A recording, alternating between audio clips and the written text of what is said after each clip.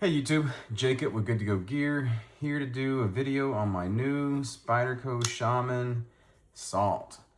Man, the SHAMAN is one of my favorite Spyderco models. Probably not one of them, probably my favorite Spyderco model.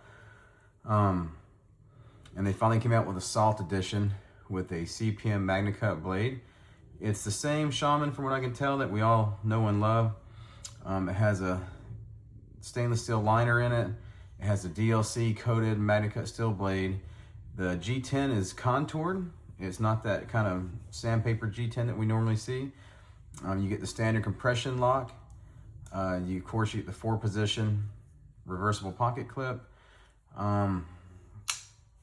If you're not familiar with the SHAMAN, the overall length is 8 1/4 inches. The blade length is 3.58 inches. You get a 0.15 thick blade, 1.15 thick blade. It's a drop point, full flat grind.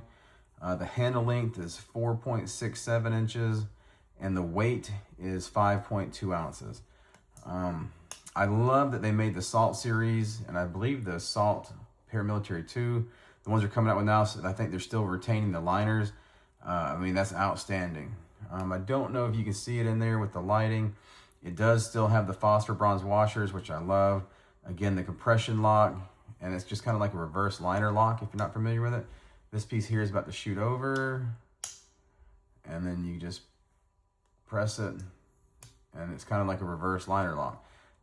I prefer the compression lock. It makes for a great fidget factor. Of course, you get your Spidey hole. If you see the shiny stuff on it here, I painted it with my wife's clear fingernail polish. I've never had MagnaCut rust, but the only spot I've ever had issues with is where they get into the grain of the steel when they do the laser etching, but that was on a different steel. So now I just kind of do it. You do what you want to do. It's all blacked out. The only spot where I see silver on it is this little piece back here, like the blade stop, I guess. That piece is silver, and it pokes out a little bit here and here on both sides. I love this. I love the way the contoured G10 feels versus the standard kind of, I guess, sandpaper-like finish that most of the Spyderco knives are. But I love this. Like I said, this is probably going to be my new everyday carry knife.